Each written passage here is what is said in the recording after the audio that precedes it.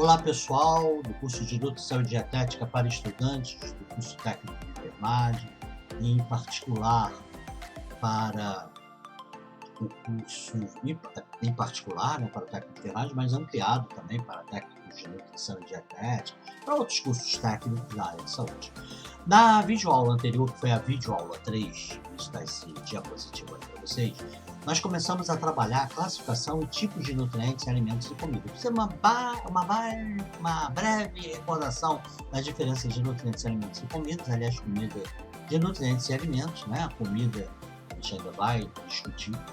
E começamos a avançar aí pela classificação pelos diversos tipos de alimentos e nutrientes. Então, começamos com nutrientes, dividimos os nutrientes em macronutrientes e micronutrientes e demos aí quem era quem, né? Aí depois nós fomos para os alimentos, dividimos de acordo com a concentração de um dado tipo de nutriente do alimento. Ele pode ser energético, construtor e regulador, quanto à função dele, né? E quanto à origem, eles podem ser naturais, que aí são subdivididos em vegetais, animais e minerais, e industrializados.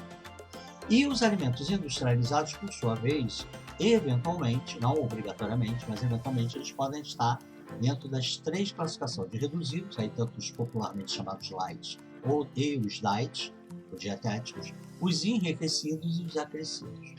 E paramos nos alimentos transgênicos. Hoje, para fechar essa videoaula 3, nessa videoaula 4, fechar essa temática de tipo, classificação de nutrientes, alimentos e comidas, nós vamos explicar o que são os alimentos transgênicos e como a gente classifica a comida. Então, os alimentos transgênicos são aqueles alimentos que foram geneticamente modificados. Qual a finalidade desse geneticamente modificado? Para que, por exemplo, começou com produtos naturais vegetais. Então, para ele ficar mais resistente a uma dada praga, para ele amadurecer ou crescer mais rápido, para ele ter mais riqueza de determinados nutrientes ou alguns aspectos positivos, tanto para o sabor, visando a comida, quanto a nutrientes, visando a nutrição, né? Então ele ressalta quando comparado, é mais bonito, né? Então isso tudo vai visar ao retorno econômico, porque se ele é mais resistente à praga, você vai ter uma quantidade maior sem que as pragas naturais agridam aquilo, né, e reduzam a safra. Você também, se tem resistência a determinadas pragas, você evita, por exemplo, o uso de agrotóxicos, ou reduz de organofosforados. Então, sob esse ponto de vista, está trabalhando bem até para a sua saúde. Sob esse ponto de vista. Se ele acelera o amadurecimento ou aumenta a quantidade, o tamanho, então você tem uma safra muito maior. Então, mais resistente a intempéries, gasta menos para manter ele resistente às intempéries, ele fica maior, acelera o amadurecimento, então enriquece, então isso aumenta a produtividade e aumenta o lucro, a margem de lucro aumenta. E se ele é rico em nutrientes, você também pode, em determinados nutrientes que os naturais, não transgênicos, não são ricos naquele nutriente, que até tem, mas ele tem uma riqueza, ele pode ser usado na suplementação alimentar de pessoas que têm determinadas necessidades, e com isso também aumenta, porque o valor geralmente será maior do que o valor daquele natural, que ele teria que comer muito mais para ter aqueles nutrientes. Ou visando a comida, um cheiro mais agradável, mais chamativo, ou um aspecto mais bonito, mais exuberante, também as pessoas vão querer comprar aquele do que um outro esmirradinho, que chama mais atenção, né? Então também você em toda situação, beneficiando diretamente o consumidor ou não tanto assim, isso vai ter um retorno para o indivíduo da agroindústria e da agricultura de uma maneira geral. E aí, depois de algum tempo, apesar de as pesquisas quanto a isso serem caras, chegar ao alimento ideal transgênico não ser barato, mas ao longo do tempo essa margem de lucro vai aumentando e vai repondo o que foi gasto, e depois é só felicidade em termos econômicos. Hoje a gente também tem animais transgênicos modificados geneticamente com a finalidade de serem mais resistentes a determinadas doenças ou nem terem determinadas doenças, de terem um amadurecimento, ou terem uma riqueza de nutrientes. Também a mesma coisa para os vegetais, hoje em menor escala nós temos também para os animais. Mas o que a gente tem no mercado consumidor, de uma maneira geral, são os alimentos naturais e os industrializados que utilizam alimentos naturais vegetais, é a grande maioria, e os alimentos industriais que utilizam vegetais na sua composição, né? E aí, obrigatoriamente, isso pode trazer alguns problemas para o indivíduo. Quais são os problemas? Vamos lá, vamos supor que você coma pão ou como um biscoito não transgênico, natural. Você tem consumo do trigo. Você pode vir a desenvolver alergia ao trigo ou uma intolerância ao glúten do trigo? Pode. Bom, devido às suas características genéticas, devido a algum contexto que isso seja favorecido, você pode.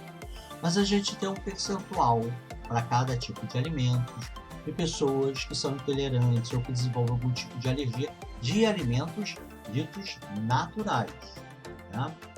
É um dado percentual que é conhecido. Alguns têm pessoas com determinadas características, por exemplo, o pessoal ali de uma certa área da Ásia, eles aos 40 anos, marcadamente, eles têm uma deficiência de lactase. Marcado, fisiológico. Que todos os outros têm, mas de maneira mais branda. Que, inclusive, se continuar consumindo leites e derivados, isso vai ficar mais brando ainda. De algumas áreas ali da China, daquela região, já é mais marcado. A maioria da população é mais marcada. Tanto que não faz parte do hábito alimentar deles pratos culinários que contêm leites e derivados, como em outras regiões do globo. Muito bem. Então já é sabido, né, que isso até impactou na cultura. E todos vão fazer assim, né, que é sabido que aquele grupo tem isso. Mas outros grupos, principalmente dependendo de como foi, se foi aleitado por muito tempo, leite materno, como é que foi a evolução dele, como é que é o consumo dele, sabe que ele não vai ter grandes problemas, ou se tiver, não é muito frequente. Muito bem, então é sabido que os alimentos estão aí, ó, desde que o homem é um homem, né? Desde que os seres humanos estão aí, só forem aumentando, mas estão aí, os que foram introduzidos na dieta da população mais precoce já tem muito tempo de conhecimento.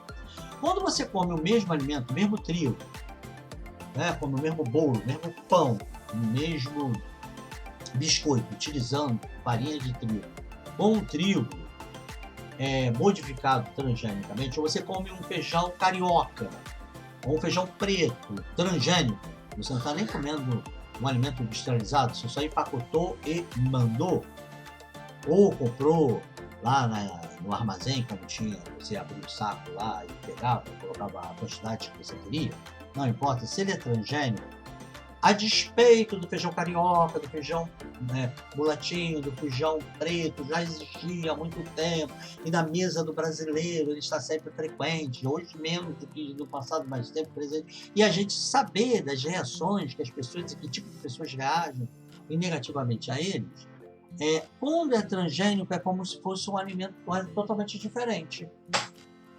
Por mais que eventualmente ressalte os nutrientes, fique belíssimo, enfim, ele teve modificação genética. Então a gente pode ter alergias ou intolerâncias a um trigo ou a um feijão que a gente normalmente não tem e continua não tendo no natural.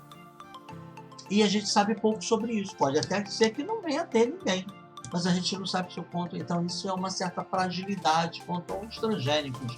A gente não tem uma experiência longa com aquele alimento sendo transgênico, então a gente vai descobrir muitas das vezes usando.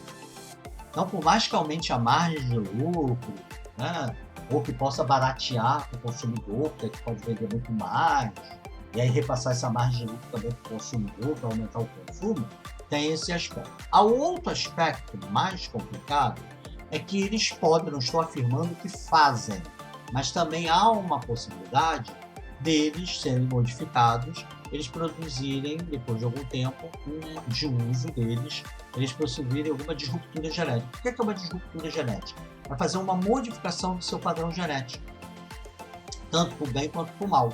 Por exemplo, você tem um padrão genético que favorece um determinado tipo de câncer, e aí você é exposto a determinadas substâncias, pode ser medicamentos, radiação, produtos químicos de diversas naturezas, né? E você pode modificar o seu padrão genético, e aí você, que era mais suscetível àquele câncer, não tem mais aquele câncer. Ou o contrário, você ter uma proteção natural contra determinada doença, você ter uma fragilidade dessa proteção natural.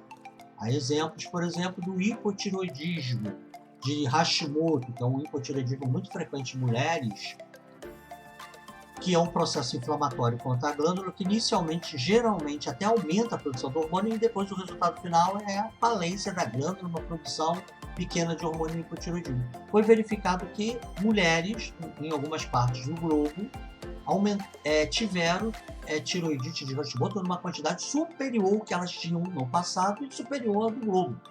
Foram verificar o que teve de novo, elas passaram a usar um batom que tinha um produto que barateava os custos.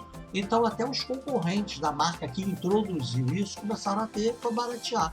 E aí vencer, comprar. E aí mais mulheres puderam usar aquele batom. As mulheres substituíram os batons tradicionais por esses, e esse batom, depois de algum tempo expondo, fez uma disruptura genética que fez que muitas mulheres que não tinham tendência a fazer genética tiroidite de Hashimoto tenham desenvolvido. E por isso que era mais frequente em mulheres, porque geralmente as mulheres usam mais batom do que homem. Existem alguns lugares que o homem não usa, existem outros até que eventualmente em algumas situações possa usar batom, né, de lá, com pinta-lábios, mas não é um frequente. Então, a disruptura genética é quando você muda o seu padrão, tanto para o bem quanto para o mal, induzido por alguma substância. E os alimentos podem entrar nessa. Mas como os alimentos são muito antigos, geralmente o alimento não vai fazer disruptura porque a gente já saberia.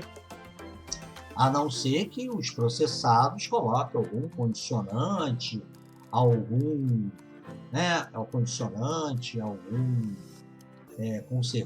que induza isso.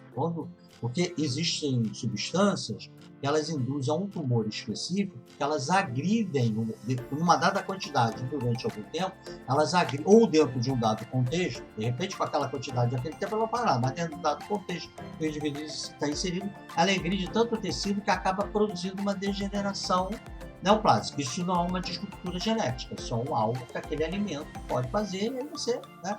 Disruptura genética é quando você modifica o seu padrão genético, a fabricação lá vocês viram lá na anatomofisiologia, lá do Nutra, para a história toda, envolve os ribossomas, a mitocôndria também, e modifica a resposta genética. Isso tanto pode ser para o bem, como pode ser para o mal, né?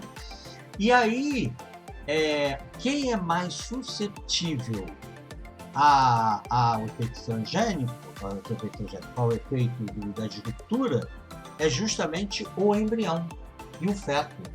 Então, a gestante que expõe o embrião ao feto a substâncias gerais, não especificamente alimentos transgênicos, que podem ter uma capacidade de fazer alterações genéticas, é uma disruptura genética. São os mais suscetíveis. Depois é o bebê. Depois a criança, de uma maneira geral. Depois o pré-adolescente e o adolescente.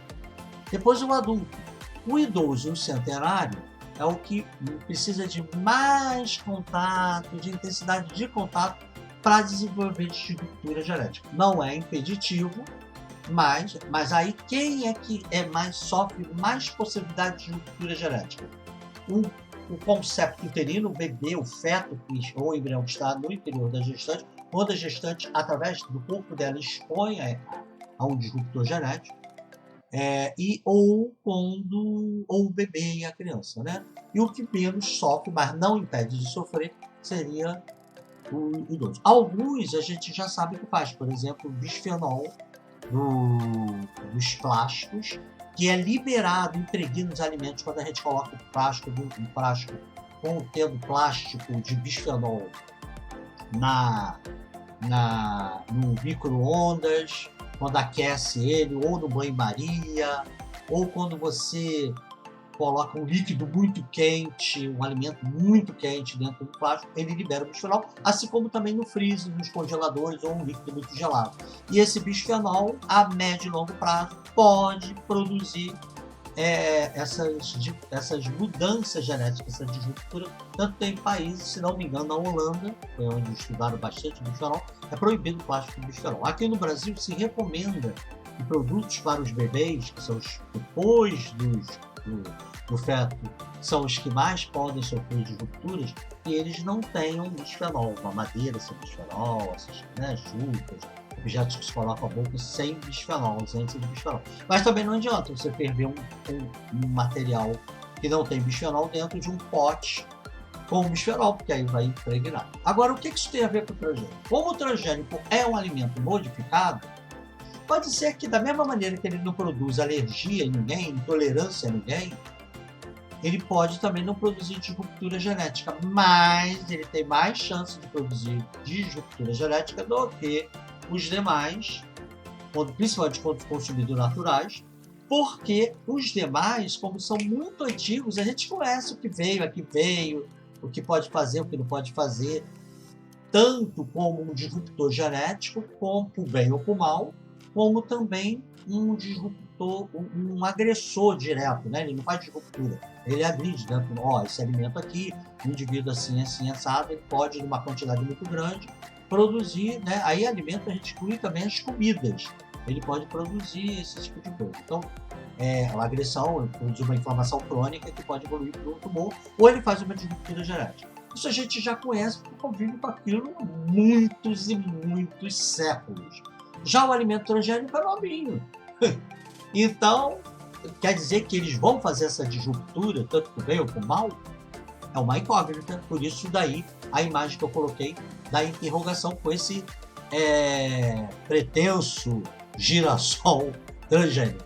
Então, tem vantagens econômicas para quem o produz, apesar de inicialmente sair caro por conta das pesquisas? Tem. Mas tem vantagem, ele vai ter lucro. Isso pode ser passado para o consumidor e também favorecer a chegada de alimentos, a quem não tem alimentos, você amplia a produção? Pode, aí vai depender da política alimentar daquela região, das regras, mas pode. Agora, pode produzir intolerância, alergias, em quem no produto natural não transgênico não tenha? Isso é uma possibilidade. Eu não digo que vai fazer, mas é uma possibilidade. Pode fazer uma disruptura por bem e por mal? Não podemos afirmar que vai fazer, mas é uma possibilidade. Então tem que ficar atento e pesar os prós e os contras, né? Uma coisa tem que ficar atento que todos os produtos que são industrializados pelo transgênico, eles são obrigatoriamente no envelope, na sua embalagem, tem que ter esse triângulo com esse T aqui embaixo. Infelizmente eu não consegui colocar uma foto livre, aqui livre de pagamento por ela, né? Então eu criei aqui exatamente esse triângulo com essa coloração com uma letra T aqui embaixo. Você viu isso? Aquele alimento ali, ou aquela comida, aquele alimento, ele tem algum produto transgênico. Pode ser assim, um feijão, um saco de feijão. Com isso, feijão é transgênico. Tem isso. Quer dizer que da mesma indústria, por exemplo, ele pode vender um feijão carioca transgênico e a mesma indústria vender um feijão preto não transgênico. Então, o feijão preto não terá isso. Mas se o feijão preto começar a passar a ter esse símbolo, ele também é transgênico. Ou alimentos, né? Por exemplo, um bolo com um trigo, com uma farinha de trigo que era transgênico, ele, apesar de todos os outros alimentos não ser, alimentos contidos ali não ser, ele vai ter uma letra T de transgênico. É uma forma de identificar e aí a pessoa saber o que está consumindo, o que está comendo e ver o que ela acha que é bom para ela. Beleza? Comida. Vamos agora diferenciar a comida. Ele é o último. A comida ela pode ser artesanal quando ela é feita na sua casa por você, né? Então, uma feijoada que foi feita por você, ou uma pizza que foi feita na pizzaria, né, no comércio, ela é artesanal.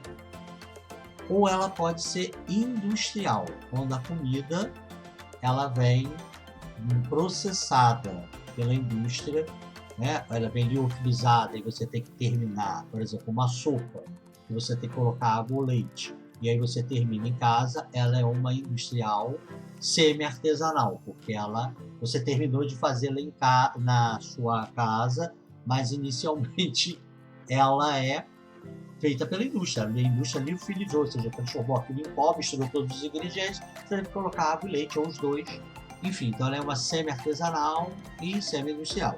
Agora, se você tem uma lata de sopa inteira, que você só esquenta, se você quiser esquentar e come, aí ele é inteiramente industrial. Ah, mas eu tive que esquentar, porque você quis, não é obrigatório, você pode comer, né? Aí você não modificou nada, não modificou nenhum processo, não teve que acrescentar nada, ela é totalmente industrial. E aí, geralmente, industrial tem estabilizantes, conservantes, e aí a gente dá preferência sempre pelo artesanal. Feito por você, de preferência, porque você escolhe os produtos, você participa da confecção, você geralmente vai comer menos, né, quando você vê o que faz, você participa da escolha, coloca uma energia ali para você e para os outros, mas também pode ser um artesanal de restaurantes, churrascarias, pizzarias, né? Casas de comida japonesa, desde que aí você tem que ficar atento, você não escolheu ali, você já viu o produto final pronto, mas você tem que ficar atento, tem que confiar e ficar atento nas instalações sanitárias, no tipo de pessoas que estão manipulando aquilo, tanto para servir quanto para fabricar, porque pode ser uma mesma feijoada que você faça, o mesmo ingrediente que fez o restaurante, você tem uma diarreia porque ela está toda infectada, né?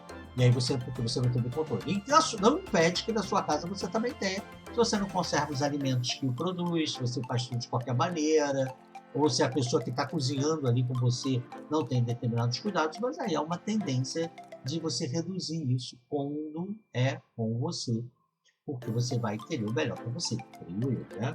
Também não significa que tudo que é a comida de fora seja ruim.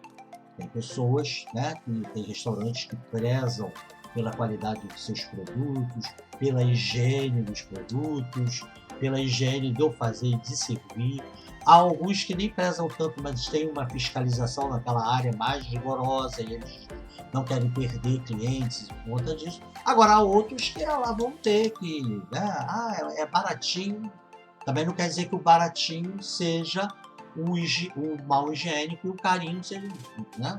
Mas algumas pessoas usam o mecanismo de defesa, eu já estou vendendo barato, seja de qualquer maneira, então tem que ficar de olho nesse artesanal aqui. Mas de uma maneira geral, quando o servir, o preparar, a escolha dos alimentos foi bem feita, eles são sempre superiores aos industriais processados. Então, vamos ficar aqui nessa videoaula. Nós fechamos o que a gente começou na videoaula anterior, né, que a gente começou com a classificação e os tipos de nutrientes. Aqui a gente viu os alimentos, a gente fechou com os alimentos transgênicos e vimos a classificação das comidas. Lembrando que comida, ela tende, né, vou até voltar lá ao anterior, a comida tende o quê? É uma forma da gente se alimentar, nos fazendo ter prazer, e geralmente tem um favor, né, que são os estímulos sensoriais, de ver a comida, só de olhar essa feijoada, olha, me dá água na boca, ou só de sentir o cheiro da pizza, olha, ou a pipoca pipocando. Então ela utiliza os diversos estímulos sensoriais que podem ser produzidos por um prato para fazer você ter prazer em consumir aquilo, que aí é o favor, esse conjunto, né? A gente joga tudo no sabor, o sabor é importante, mas não é só o sabor. E ela é uma forma de apresentar os alimentos para você. Às vezes até para facilitar a sua digestão. Tem alimentos que quando cru tem uma digestão mais difícil, quando você assa ou coloca outros, por exemplo, ferro. Quando você faz uma salada e coloca vinagre ou gotas de limão numa salada, e que tem algum vegetal que tenha ferro, e aquele ferro geralmente é pouco absorvido, porque tem fitatos que dificultam a absorção. Quando você faz uma salada e coloca ali vinagre, que é ácido, né, ácido acético, ou limão, que tem o ácido cítrico, o ácido diminui o efeito dos fitatos sobre a retenção do ferro, favorecendo a liberação do ferro para aumentar a absorção. Então, uma comida que você colocou para te dar prazer, para te dar sabor, para te dar cheiro na salada, uma comida totalmente natural, de produtos naturais, né? Se for o limão ou o vinagre, aí pegou um elemento ali industrial para colocar ali. Mas ela, né, é uma comida artesanal, né? Não é uma comida que você fez, pegou elementos industriais para você, para colocar um ou outro, acrescentar colocou um tempero industrializado, um ou outro, mas o grosso da comida foi artesanal. Então o grosso da salada, se você colocar vinagre, é artesanal, então isso predomina. É diferente da sopa liofilizada, que você colocou todos os nutrientes, todo o alimento em pó e que você colocou a eles a água ou leite, aí é semi-artesanal ou semi-industrial. Mas quando você acrescentou na salada ou na feijoada um tempero, que é industrial, mas todo o resto foi manipulação sua, foi você que fez, você não comprou uma feijoada de uma lata ou uma pizza semi-pronta, né? Que aí ela é semi-industrial, semi-artesanal, ou comprou uma pizza fabricada pela indústria, que você colocou micro-ondas, aí ela é totalmente industrial. Não, quando é só um tempero ou outro, ela é considerada artesanal, né? Então, a comida, ela fornece o quê? Através do prazer, ela faz você se alimentar. Você pode se alimentar com alimentos diretamente, comendo uma maçã, por exemplo, ou você pode, né, nas diversas refeições, utilizar a comida, que serve para conservar também, mesmo que não tenha produtos conservantes, para facilitar a digestão, para juntar alimentos que separadamente você não juntaria, e finalmente lhe dar prazer, você ter satisfação em se alimentar. O alimento é a fonte do nutriente, e o nutriente, com seus elementos vitais, são importantes para uma série de coisas que a gente já está vendo de maneira mais superficial, mas à medida que o nosso curso avança, vamos ver de maneira mais profunda. Bem, então nós fechamos aqui os tipos e classificações de alimentos, de alimentos e comida, e vamos à nossa próxima videoaula, né? A gente vai estudar na nossa próxima videoaula os padrões alimentares, o que pode influenciar no padrão alimentar de uma pessoa, de uma família, de um grupo, de uma região, de uma nação. Então, na próxima videoaula. E fique aí com abacaxi, essa fruta deliciosa, muito gostosa. Vamos aí vendo para vocês se deliciarem com o abacaxi. Até lá, até a próxima.